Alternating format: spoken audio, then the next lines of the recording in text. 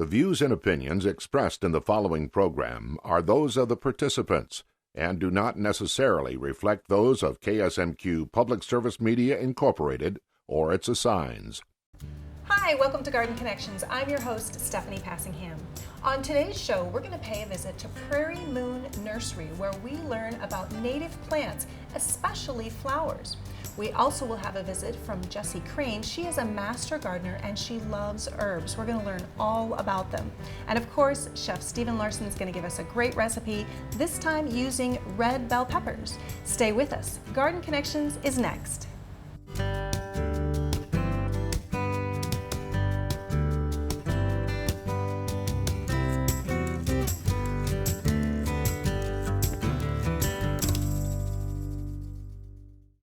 Today we're going to start the show by talking about herbs, and our special guest is Jessie Crane. She's a master gardener from Rochester. Welcome to the program, Jessie. Thank you, Stephanie. Thanks so much for being here. You brought some beautiful samples of herbs, but I actually want to start out by reminding folks what it means to be a master gardener. That's not just a fancy title. You actually have to do a little work to get it. Yes, you do. To start with, you have to take a class through the University of Minnesota, either up there in Minneapolis or online. They do offer that. Once you take the minimal amount of requirement, then you have to volunteer for 50 hours your first year as an intern, and then each year after that it's a minimum of 25 working hours on community projects. Great. Well, you must love plants. You brought some beautiful herbs with you today. Tell us why you are especially enamored with this type of plant. Well, I like herbs because you can put them in pots. Most of them walk right out your back door or on your deck and just snip them and throw them into your food at the last minute, which is what you should do for their freshness. Now, you said your herbs are typically in pots. Can you plant herbs directly into the garden? Oh, yes, you can. You can plant anything right into the garden. It's just easier for some people, or they don't have gardens, and anything grows in the garden. Okay, so even now when we have a plant like say a rosemary, which is more of a tropical or warm season loving plant, do you bring those in? You can plant them out in the garden and then bring them in when the weather in Minnesota turns colder? That is true, because if an herb does not do well in our zone, meaning it will freeze in the winter, then you can dig it up and put it in a pot and take care of it indoors. There are special requirements for that too. Usually they still need a lot of sunlight, and they need to be in a cooler room, especially rosemary. They need to be misted every once in a while. They don't like it too humid, but yeah, a lot of sunlight. All right, a lot of care associated with it. Well, we are going to get into some additional details about many of these other plants, but for right now, we're going to send you out to Prairie Moon Nursery and my conversation with Bill Carter. We're on top of the ridge near Winona, Minnesota, and we are visiting Prairie Moon Nursery today, and we are delighted to be visiting with Bill Carter, who is the president. Thanks for being on Garden Connections. Oh, pleased to. So tell us a little bit about what you do here at Prairie Moon. Well, I'm the president of the company, and we're growing a lot. Growing lots of things out here. We sell seed and plants to a wide portion of the upper Midwest, a few things out east, but mostly we keep it more local here in the Minnesota, Wisconsin area down into Illinois. So you sell native plants here. That includes both flowers and grasses, or give us a sense of kind of what the inventory is of the things that you get seed for. Okay, flowers, grasses, woody plants. We do wetlands, woodlands, savannas, full sun prairie, a little bit of everything. We have about 700 species altogether. Wow, that is a lot of plants. That's a lot of stuff to get. You mentioned woodland, savanna. Tell us a little bit about how those landscapes differ and which plants maybe thrive in those different circumstances. Okay, well, you'd see something like, say, Jack in the Pulpit, which you'd find in deeper, denser woods, and you go all the way from that, which of course native around here, and you could go all the way to Opuntia, which is the eastern prickly pear cactus, which you'll find like on the Minnesota river bluffs in real dry areas. And so, you know, part of the thing is helping people choose the right plant, you know, for their area. and things, you know, savannas, you might see some things that float in between deeper shade to lighter shade, but can't handle full sun all that much, and things, some full sun species, which will never, you know, go into the woods very much at all. That's interesting, because I think a lot of times, you know, when we drove in, it was like wildflower heaven out here, and people think of that being kind of open prairie, full sun, Right. but you have quite a number of varieties that work well in more shaded areas, which many people may experience in town. Sure, we'll get that, and we'll get plants that grow right down on the lake shore, right out of the water. Tell us a little bit about the process of how you harvest seeds for these native plants, because you mentioned you've been doing this since springtime. Yep, we start some things, bluebells, for instance, are usually ready early, you know, kind of early June. We'll start getting seeds off those. There's some more obscure plants that are found in the woods that, you know, even late May, we'll start harvesting seed. And it depends. A lot of things here are hand harvested because they're just hard to get a lot of things with, you know, just little snippets, you know, scissors out there clipping things off. And you know, everything has a certain ripening period. Some things we can actually clip off before they actually shell out. Some things we have to get, you know, for instance, like some of the phlox species, wild blue phlox, you can let it ripen up to a point, but then when it's ready to ripe, it actually is spring loaded and explodes and flings its seeds maybe 20 feet. So you have to get it right before it's ready. So timing is everything, because if you wait too long, you're not going to get your seed. Exactly. You know, there's a certain window we have on all seeds, and some things we might have a month that we can get that seed before it drops. Other things you might have a few days or even one day where you have to go out and get it at just the right time. Have to watch it very closely. So once you've snipped these pieces, what happens next in your kind of seed cleaning process? Well, again, it varies. You know, on the things that explode, like wild geraniums, their seed pods explode also.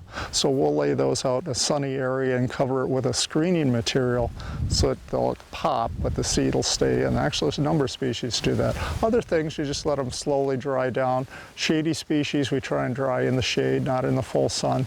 There are hydrophilic species that they can't dry out. A lot of things, as you see in the seed room, we have a real dry area. And so, you know, some of these things store very well for years and years and years in those dry, cool environments. Other things, though, are hydrophilic. Jack in the pulpit would be one of those, where you dry it down to a degree, but you don't want to totally dry the seed out. So we'll dry it down some, put it in a plastic bag, and store it in a refrigerator. If you dry it too much, then it wouldn't it wouldn't germinate again right. when you went to plant it. Right. All right.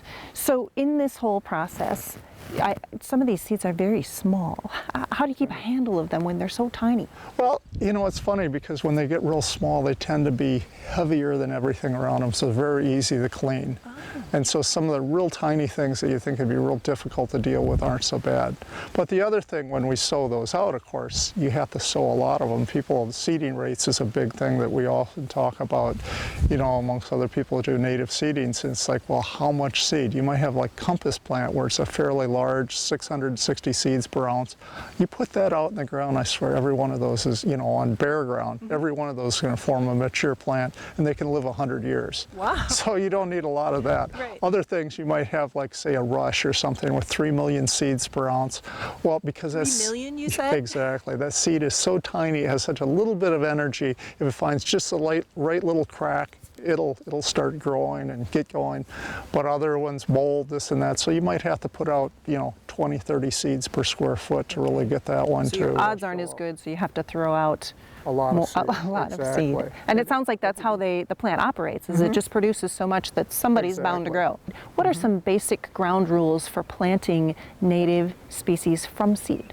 Probably the biggest one is site preparation, because it is a seed and it can only deal with so much competition. And so ideally they clear off everything, plow it up till some people use herbicide on the land to eliminate the existing vegetation and get that seed out there and have the right conditions. If you're planting a hillside, of course you don't want to wash off, so some people this time of year especially put oats out there and get some standing oats, and so it helps hold that seed there, and so it holds the soil and the seed. And the other thing, these are perennials, and with perennial species they grow much, much slower than annuals. Annuals, if you think of it, they have to come from seed in 1 year, pop up, bloom, and disperse their seed, and then they die.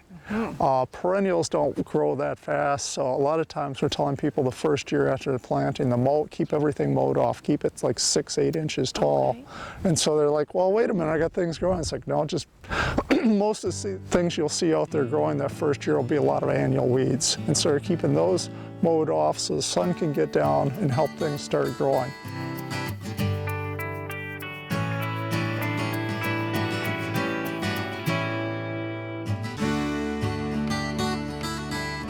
Bill, we were walking around a little bit earlier and we walked past one of my favorite flowers. I actually grew it in one of the gardens that I had. It was a blazing star, and that is a beautiful flower, and it seems like a lot of our bicycle trails are named after flowers as well. Sure. What are some of the most popular flowers that are planted?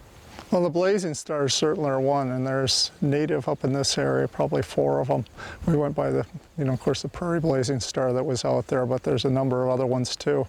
But also you would, the Monarda, which I mentioned, is quite popular out there. And of course the yellows, a yellow cone flower, Vertibris, the black-eyed Susans, just, a few of those. Yep. You were telling me an interesting story about this flower that's right here behind us.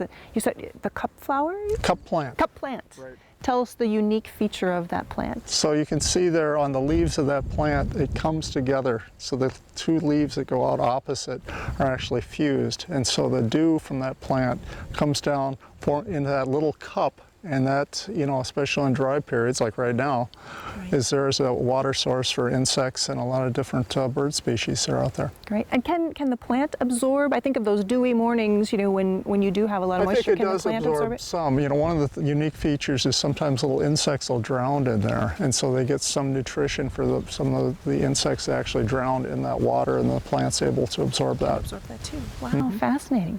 Well, Bill, thank you so much for sharing all your knowledge about these native plants. We appreciate it very much. Okay, thanks for coming. Stay tuned, more Garden Connections is coming up next.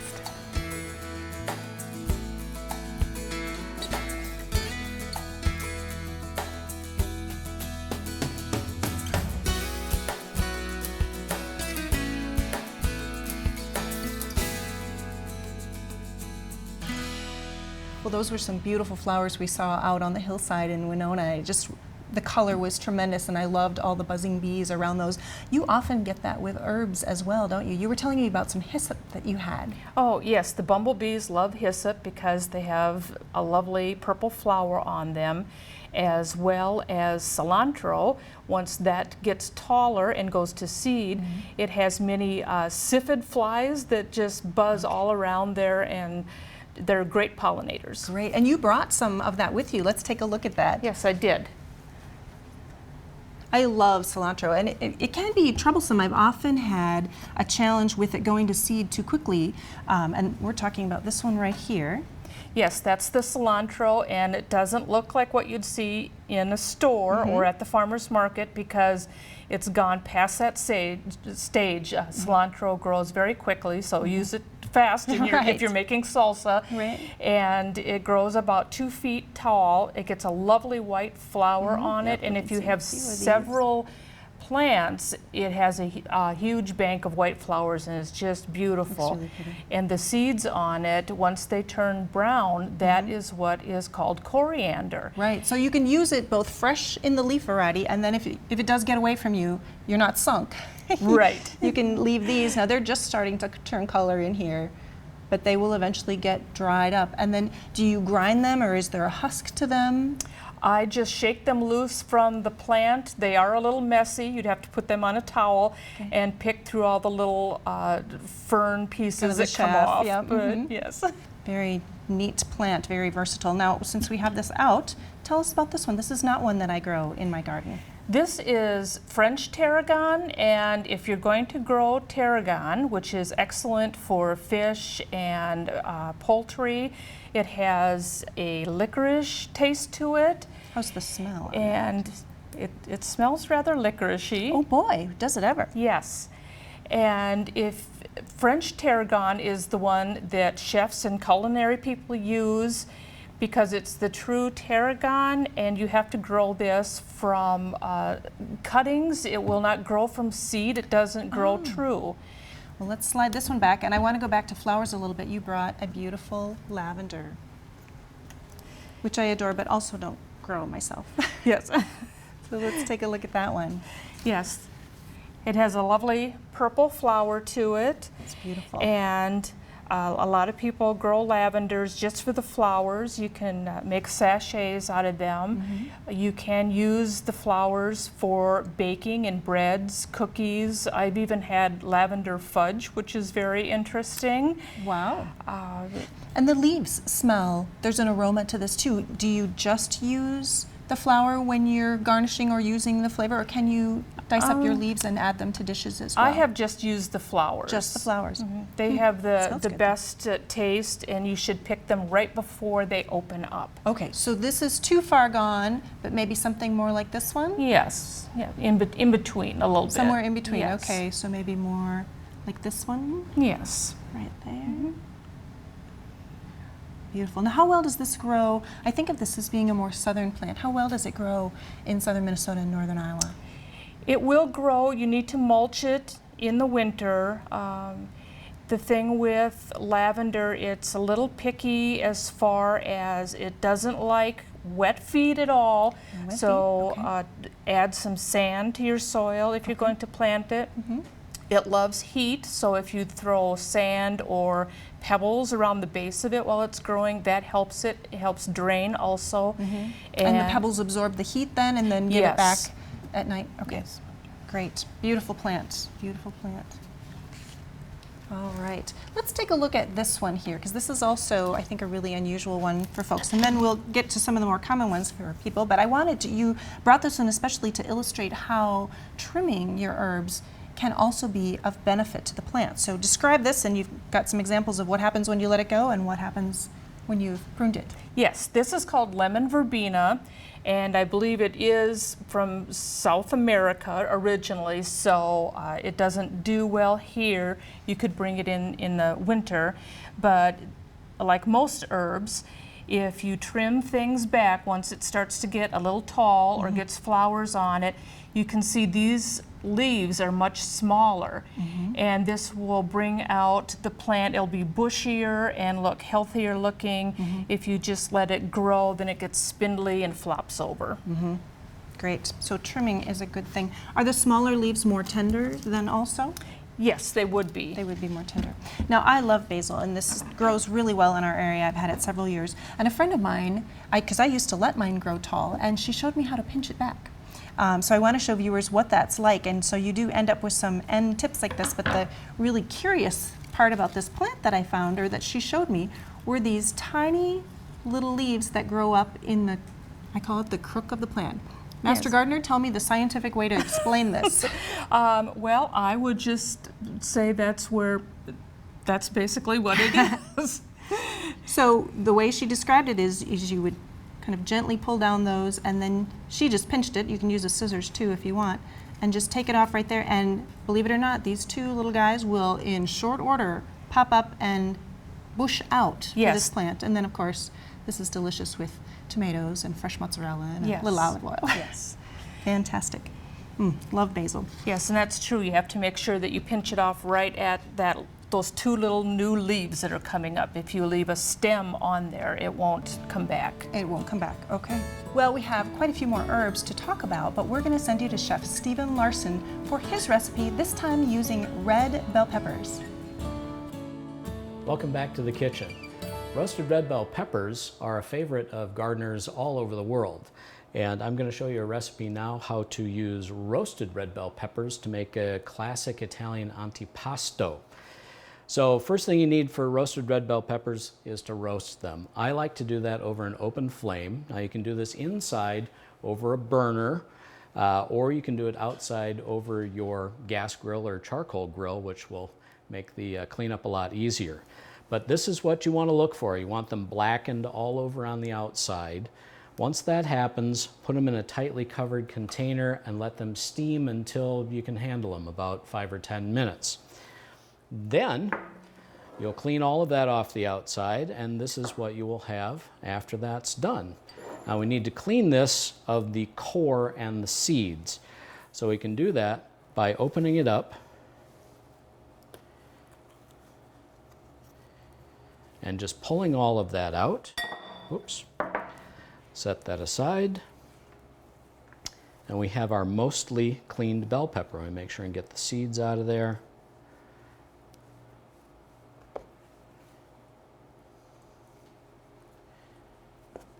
A little bit of cleanup, and then tear or cut them into quarters. Now, I've already got one done here. You'll need 2 of them for this recipe. You can certainly do multiples of this if you've got a bigger crowd coming. Okay, so those are ready to go. And now we need to make the dressing, and that involves getting some olive oil hot in the pan. So I've got a couple of tablespoons of beautiful extra virgin olive oil here.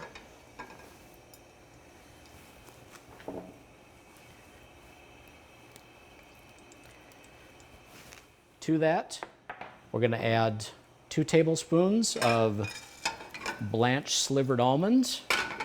Now you can use any number of different nuts here if you want. Pine nuts would be really terrific. Hazelnuts, pistachios, those would all be very good in this. Okay, we're going to cook that over a medium-high heat until we just get some color on them. We don't want to take these too far. We just want a little bit of tan, a little bit of browning to really bring out that extra nutty flavor. And that will happen very quickly.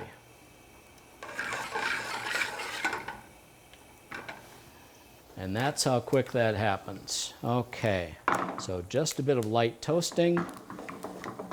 We're going to add 2 tablespoons of golden raisins to that.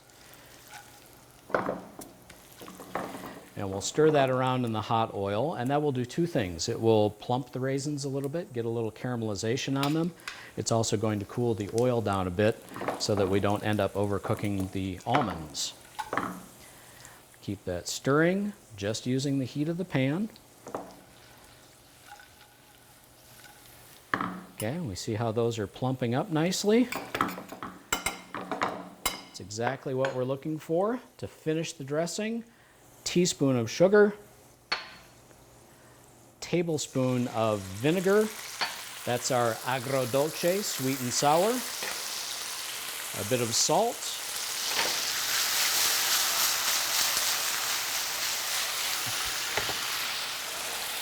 And over the peppers it goes.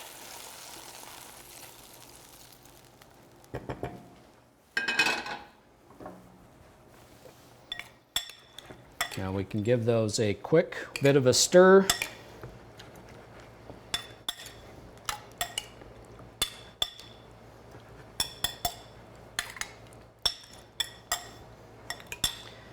And then maybe let those sit for, I don't know, 30 minutes or so for the flavors to marry. This is definitely a dish that can be made ahead of time. You want them to come up to room temperature though before you serve them, because that's really where the flavor is best. So there we have it, roasted red bell peppers agrodolce to liven up any summer spread.